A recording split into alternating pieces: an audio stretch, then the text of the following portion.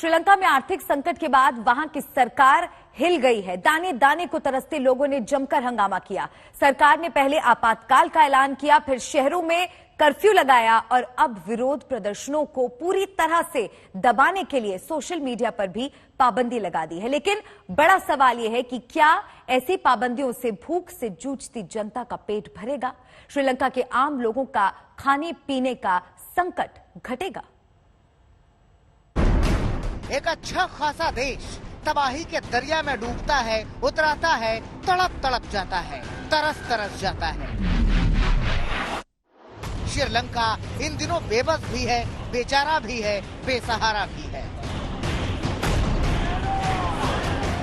जब एक मुल्क पाई पाई का मोहताज होता है तो आवाम का गुस्सा आक्रोश की आग बनकर अपने ही देश को धधकाने लगता है, जलाने लगता है। जब एक मुल्क दाने दाने को तरसता है तो लोगों की भूख की आग शहरों को सुलगाने लगती है, ज्वाला को भड़काने लगती है। जब एक मुल्क अंधेरे में डूबता है तो विरोध के अंगारे यूं ही सड़कों पर बिखर जाते हैं, लोगों के दिलों को दहशतों से भर देते हैं, मुश्किलों का पहाड़ सामने दिखता है।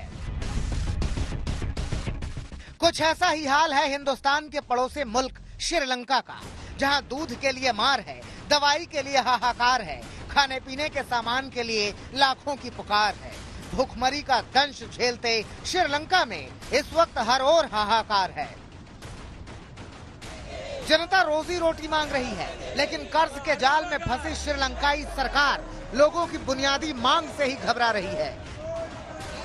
जनता की आवाज को दबाने के लिए आपातकाल, कर्फ्यू और सोशल मीडिया पर पाबंदी को दमन वाला हथियार बना रही है। लेकिन सबसे बड़ा सवाल यह है कि क्या इन पाबंदियों से श्रीलंका के लोगों पर आया संकट घटेगा? क्या सरकार की पाबंदियों से आम आदमी का पेट भरेगा? क्योंकि श्रीलंका में खाने पीने के सामान के दाम आसमान छू रहे हैं। आम आदमी क्या जरूरत के सामान पैसे वालों की पहुंच से भी बाहर हो गए हैं। पहले आपको श्रीलंका में कुछ जरूरी चीजों के दाम की लिस्ट बनाते हैं, फिर खाने पीने के संकट से सशक्ते देश के बारे में बताते हैं। आम आदमी की जेब के लिए सबसे किफायती माना जाने वाला आलू श्रीलंका में 200 रुपए प्रति किलो मिल रहा है। पेट्रोल डीजल की किल्लत के चलते दूध की सप्लाई नहीं हो रही है और 1 किलो मिल्क पाउडर 1900 रुपए में मिल रहा है। 1 किलो चावल के दाम 500 रुपए तक पहुंच गए हैं।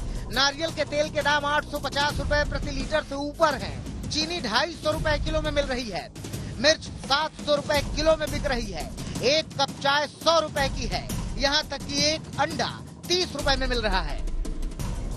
मुसीबत की ऐसी मार पड़ी है कि श्रीलंका की करीब 2.25 करोड़ आबादी के सामने जिंदगी का संकट आ गया है और सरकार पाबंदियों के सहारे जनता के दर्द को दबाने में लग गई है। हिंसा के डर से लोगों को घर से निकलने पर पाबंदी लगा दी गई है। सड़कों पर सुरक्षा बलों की तैनाती कर दी गई है।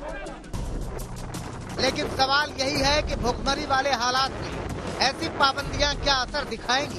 पाबंदी लगाकर श्रीलंका की सरकार जनता का पेट कैसे भर पाएगी? पाबंदियों के बीच विपक्षी दल बार बार ये सवाल उठा रहे हैं। श्रीलंकाई राष्ट्रपति के इस्तीफे की मांग दोहरा रहे हैं, क्योंकि विपक्ष का आरोप है कि ये सरकार की नीतियों का ही नतीजा है कि श्रीलंका के आम आदमी की जिंदगी पर बनाई है। देश में महंगाई है, गरीबी है और भुखमरी वाली आफत आई है।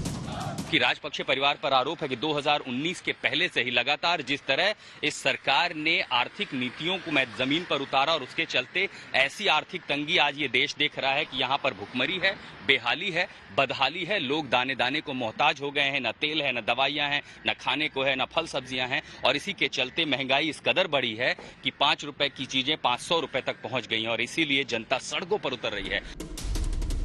साफ है कि समंदर से घिरा श्रीलंका मुसीबतों के समंदर से घिर गया है। इस मुसीबत से पार पाने के लिए यहाँ कोई ना तो सहारा नजर आ रहा है और ना ही कोई उम्मीद दिख रही है। आशुतोष मिश्रा, कोलंबो, श्रीलंका आज तक।